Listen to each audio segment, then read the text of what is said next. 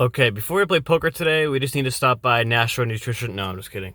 We're out here at Boston Billiards Club and Casino in Nashua, and we are back. Our first little session back here after the 3-month break. I went 90 days of not playing poker in a casino or working in a casino. So we are eager to get back here. Just going to play 1-2, possibly get on the 1-3 list. Don't have too long today to play 6-handed tables, so theoretically we should be getting more active and getting in there more often. But I might be a little rusty. The only thing longer than the break is my hair right now, so let's do it. You are looking live at the first hand we'll go over, where we have 8-5 of diamonds and we fold. Straddle? Okay, I promise this hand is a little better. This is the very next hand. We are in the big blind. There's a straddle to my left. No button straddles allowed in this casino, so regular straddle it is. And I look at the best hand ever created. Someone said that one time, and it's still true today. Pocket ace is still the best hand. The straddle, a limp, I raised to 20 in the big blind, and this person that is directly in front of me, who's in the shot between my hands, is the only player who calls. So we are off to a flop, which comes Queen H7, rainbow with 1 diamond. I have the ace of diamonds. Irrelevant now that I can't make a flush, but you have to see bet this flop. You have to show aggression. So I bet $25, slide 1 green chip out there, and he pretty quickly calls. The turn coming up here is a, what is it here? 5 of diamonds.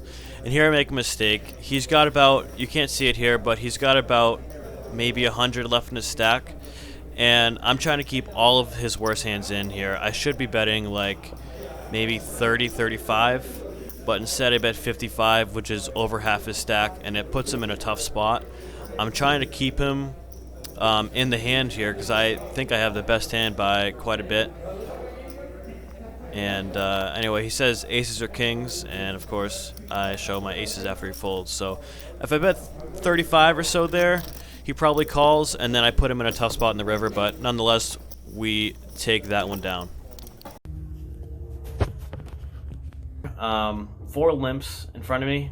I have Jack 4 offsuit in the big blind, and this is obviously a check, so I check. Flop is King Jack 6, rainbow with 1 club. Checks around. Turn is a 4 of clubs. So now I have 2 pair with a flush draw on the board. I lead out $10, trying to grab value from just a naked jack or a flush draw or just a king even. So I bet $10, middle position and button calls. So 3 ways to a river, which is a 7 of clubs completing the flush. I check, the middle position player checks, and the button fires 35. And at this point, I kind of just have a bluff catcher. I don't think a king is betting for value here, and obviously the flush got there, so there really isn't anything that I beat that is betting for value. But I think about it for a while, and I end up calling. I didn't put the guy to my left on a strong hand. If he had made his flush, why wouldn't he have just bet it? So I call, and the other guy folds. The button shows a king, and he was apprehensive about it. He didn't think it was good, and he wasn't. I showed Jack 4, and I was good. So in a standard spot, if you're going to limp a king on the button, and it's a dry flop, and you check your king on the flop, you're only asking for trouble later on in the hand, because at that point, his hand was not even close to good. Got some more table footage for this hand. We are riffling chips. Feels great to do that after a while. If you're away from the poker table for a while and you get back and you start riffling chips, you're like right back at home. So felt amazing to do that here, but feels even more amazing to have pocket queens in the small blind. Cutoff raises to 8, button calls. What do? We 3-bet to 35. Very standard move. Not the first time I have 3-bet in this session, so the player in the cutoff has something to say about it.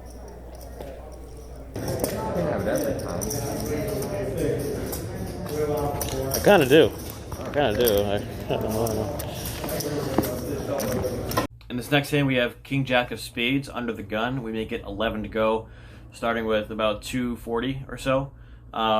Typically in even full ring games, depending on how the game is playing, King Jack suited might be a fold, but especially six-handed and the game isn't super deep, it's always a raise. So I open to 11. The guy to my direct left from the hijack calls, everyone else folds. So we are heads up to a flop, ace queen 9 with ace queen of diamonds, 9 of spades. I c-bet $12 and he calls. In this spot, I mean, if I'm gonna c-bet 12, why not go 15? It to me, I should have just done 15, but it kind of doesn't really matter, I guess. I don't know. So I bet 12, he calls. The turn is the perfect card in the deck, 10 of spades. I have the nizzles. Can't lose right now. If I somehow am also up against King Jack, I have the flush draw free roll. So could not be a more perfect card in the deck. I got the nuts. I size up. I bet 30, and he calls. Turn is a 8 of clubs, so doesn't change anything. I still have the nuts. Obviously going to bet, so I bet 70. He tanks and calls. Don't know what he had, but I don't really know what he could have had. Maybe queen 9, ace 9, maybe. But he calls, and we are good with the nuts. Okay, this is ridiculous. Alright, well, this is what happens when you sit at home for 3 months and you don't really do much. You get a little weird, so whatever. I'll laugh his hand. Under the gun raises to $7. Cutoff calls. I have red 5s on the button. Depending on the game and the stakes, pocket 5s here on the button might be a 3-bet, but I just call this time. And the blinds fold. We see a flop of ace 5 deuce, 2 spades. And I have middle set, most likely the best hand here.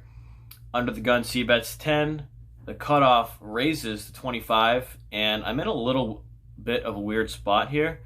I think either way, what I do, my action looks kind of strong. If I call, it might look a little weird. If I raise, it might blow out some hands I still want in there. So I think about it for a while, and I just call, and the under the gun player folds.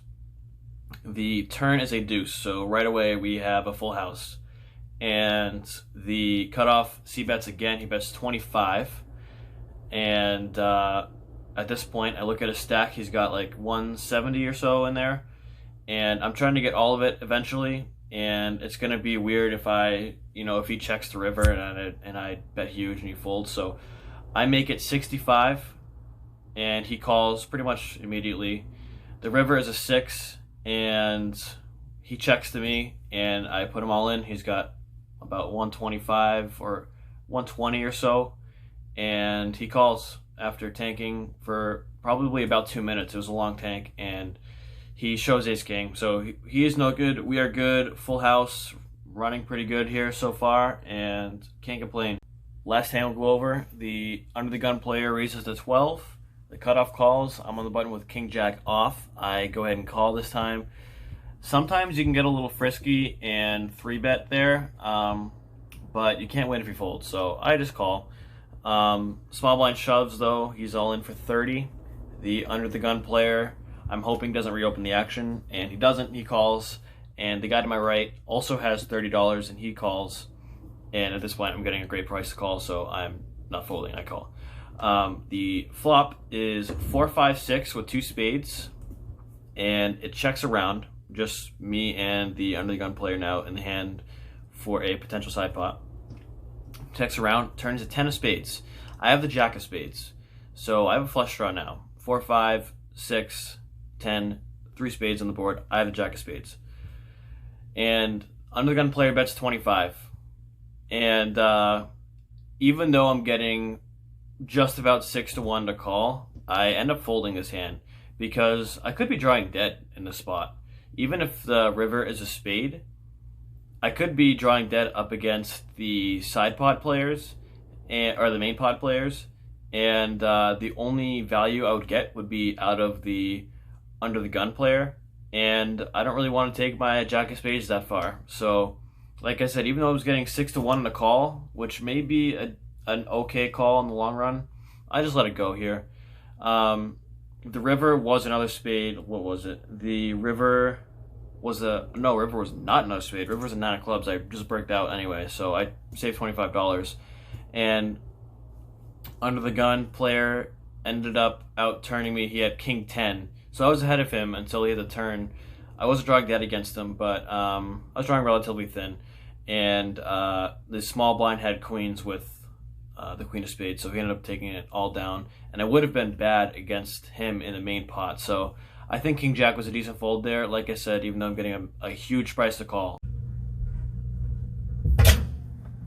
Okay, so we traded in 11 pieces of paper and got back 7 pieces of paper. By my math, that is a profit of $320 to 160 big blinds. First session back in a little over 2 hours. I really can't complain about that at all.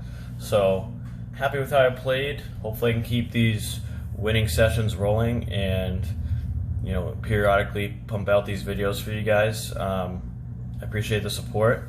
Wasn't really expecting the amount of feedback I got from my first episode, so I'm happy about that, and a lot of you guys wanted some more, so here you go, here's your video. So subscribe to not miss any future videos, like the video to help me out, and thank you guys for watching. See you guys.